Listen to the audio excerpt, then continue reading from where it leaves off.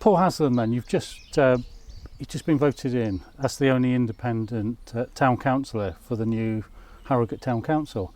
What does that mean to you? It's very important to me because the most important thing about the town council and how it can work for the people of Harrogate is actually there is no other strategic body that thinks about this area. So if you think about North Yorkshire Council, it's an operational council. So how much time do they really have for thinking about a strategy for a particular area?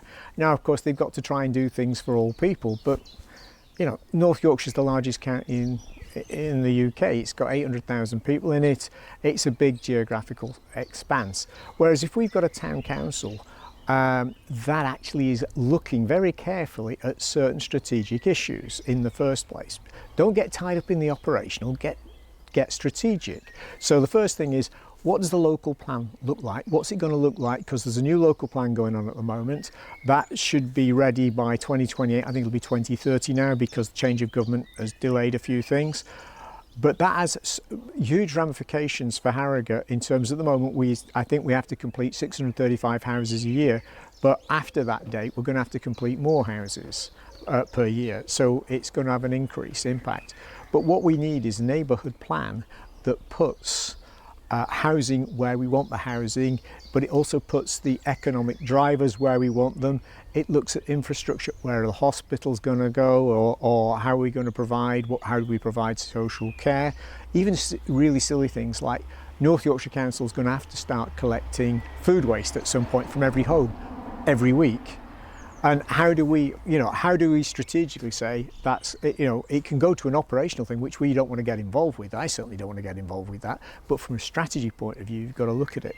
So if you look at the levers that we can look at and we can pull in terms of influence and therefore make our area much better, it's the local plan, the local economic plan, the local transport plan. So that and we can make a town ideal. And if you think about the economic plan, what's the town centre need to look like for the 21st century? Not the 20th that's gone, but what does it need to be like for the future?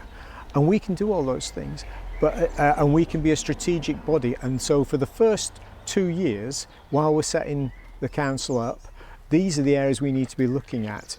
And there's already a neighbourhood plan group together, and we need to influence and look at that and make sure that all the opinions are going into it.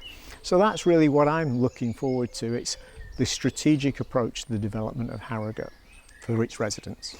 Do you feel then that, you mentioned about county council has to, obviously has the whole county to consider then, and other areas are kind of significantly worse off in many ways, aren't they? Kind of have more issues or other issues that Harrogate doesn't have.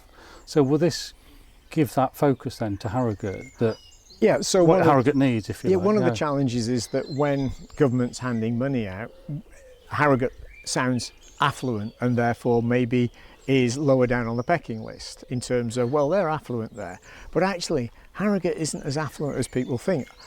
I'm in Old Bilton. I'm a councillor for Bilton and Nid Gorge.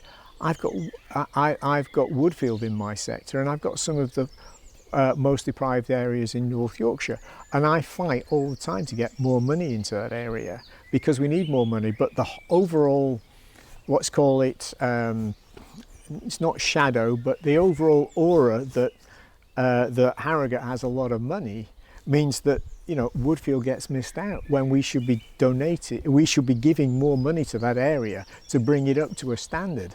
This is all part of what I would call a just transition and bringing people up to standard.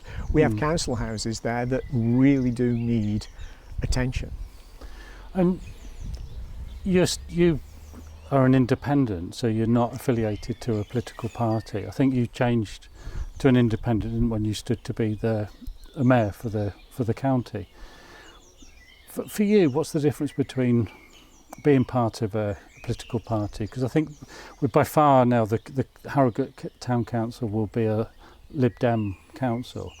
Why independent then? What does that add to the mix, or why is that beneficial?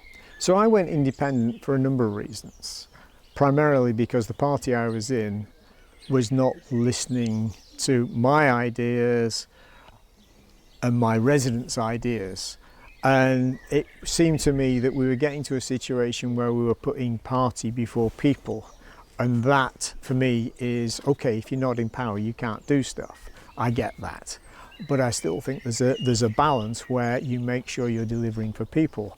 And I think the majority of all councillors, whatever party they're in, actually become councillors because they do care about people.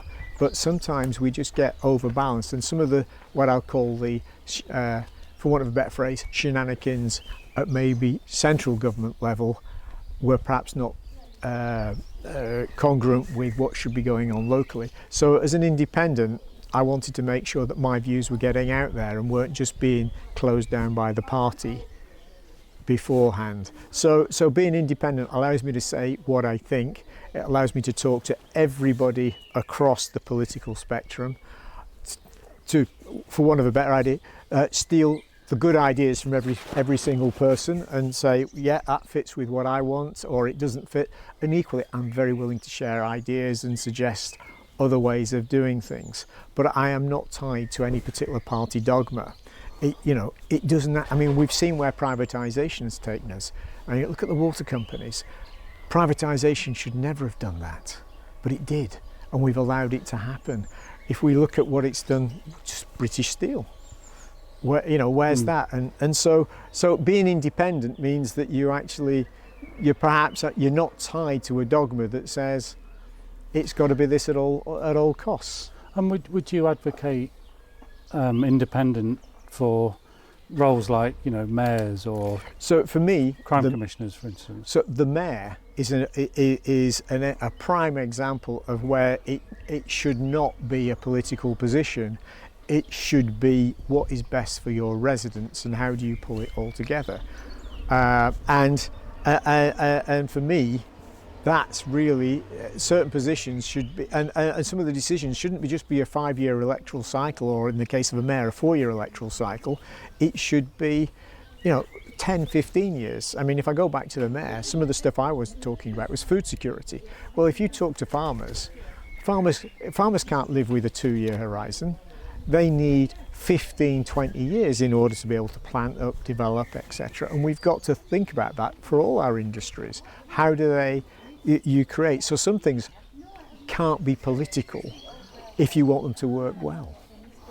So we've now got a town council. What could people expect to see next then? What's the next sort of stage? What will you be doing and the wider town to? So I think the town council group, if I can say. Yeah. The town council will meet, and they'll no doubt, sort of in some classic ways, there'll be some sort of norming, storming, and then performing. So in other words, they'll get together as a team. Some are already what I'd call perhaps a closer-knit group in terms of the fact that there's going to be 16 Lib Dems, or 15 or 16 15, Lib Dems. I think, 15 Lib Dems. So they will probably be quite coordinated already, but we've got to get the whole group together because it's all about what's best for our residents. And although we'll perhaps look through a different coloured lens, we all, at the end of the day, I believe we want what's best for our residents, and that's what we'll have to debate. And I think some of the first parts will be what's the process we're going to follow, which is where I'm going to be saying we really need to be. We have a great opportunity here to look at the strategy and look at what we would like the long-term plan to take Harrogate to 2050 or 2075 or even 2100, because things take time. We just have to look at Station Gateway, but I'm not going to get into that debate. But Station Gateway should have been completed 3 years ago and still isn't complete. So obviously the debate around it at the start wasn't right, because otherwise we'd have all agreed and got it done. So I think we've got to sit down and look at stuff and make sure that it's a consensus and it gets delivered. But without that initial strategy that says we're going to be a great town for tourism, or we're going to be a great town for conferences, or whatever it happens to be, then we're not going to. We've not got like a North Star to guide our decision making.